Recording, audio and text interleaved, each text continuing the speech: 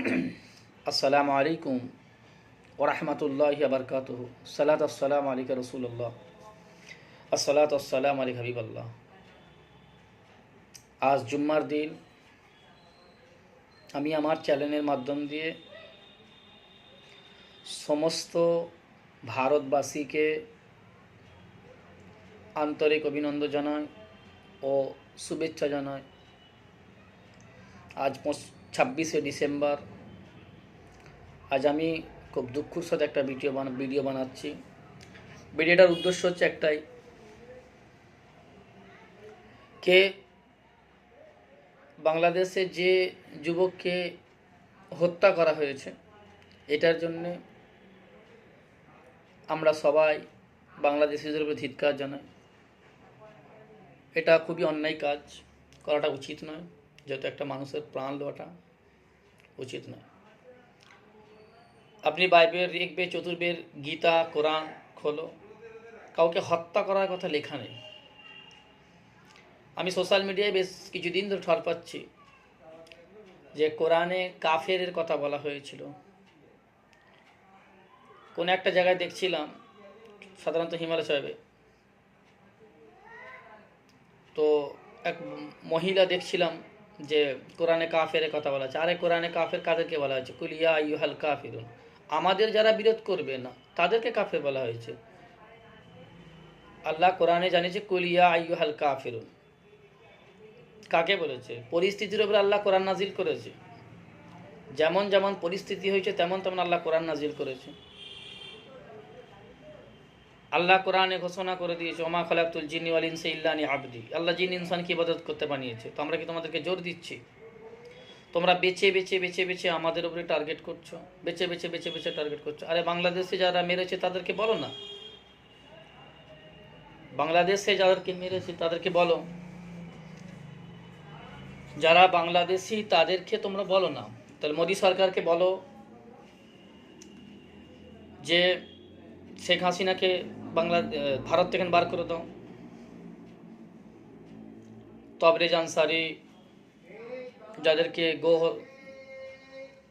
গো হত্যার নামে যাদেরকে নৃশংসভাবে মেরেছ, এগুলো তোমাদের মনে হয় না? বাংলাদেশে যে যুবককে মেরেছে অতিরিয় ঘৃণাজনক কাজ। এটাকে সমস্ত মুসলিম জাতি ঘৃণা করে। আমরা একবার ওটাকে সাপোর্ট করি না। সুতরাং যখন সাপোর্ট করি না, যখন তবরেজ আনসারি এরকম তারা বিভিন্ন জায়গায় বিভিন্ন মানুষকে যখন মারা হলো, তখন সোশ্যাল মিডিয়া কথা ছিল, গদি মিডিয়া কথা ছিল, কোথা হিন্দু নজওয়ান কথা ছিল, তা আমি তো বুঝতেই পারছি না।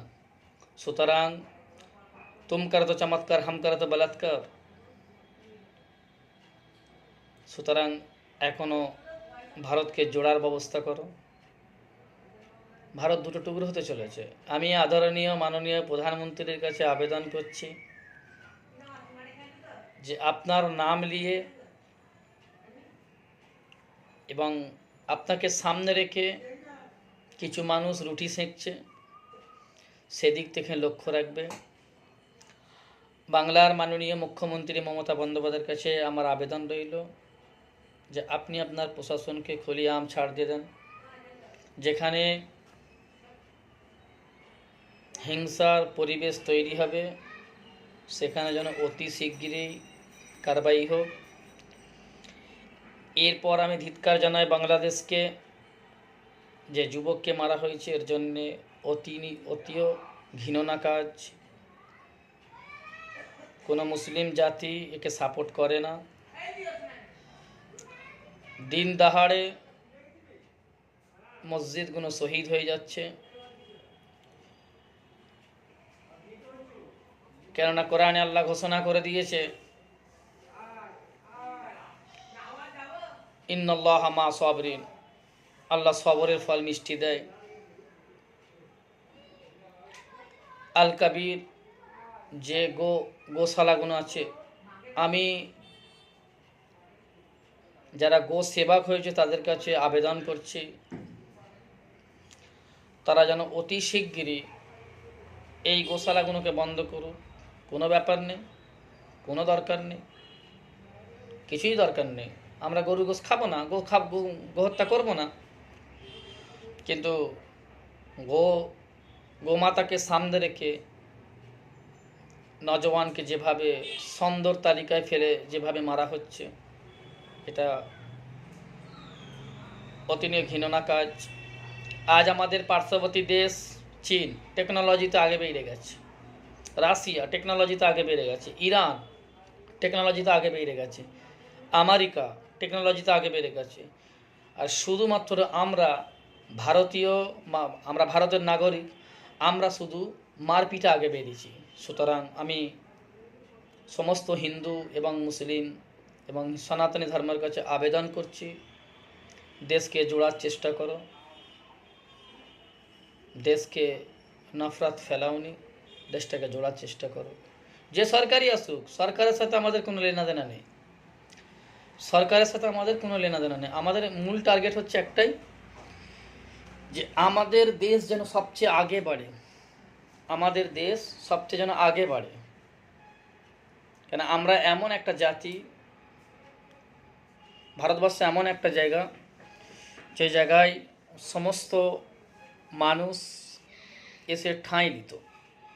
আজ ভারতের নাম শুনলে অন্য অন্য দেশেরা ধিক্কার জানায় যে কোথায় যাব ভারতে, সেখানে তো 24 ঘন্টা সাম্প্রদায়িক।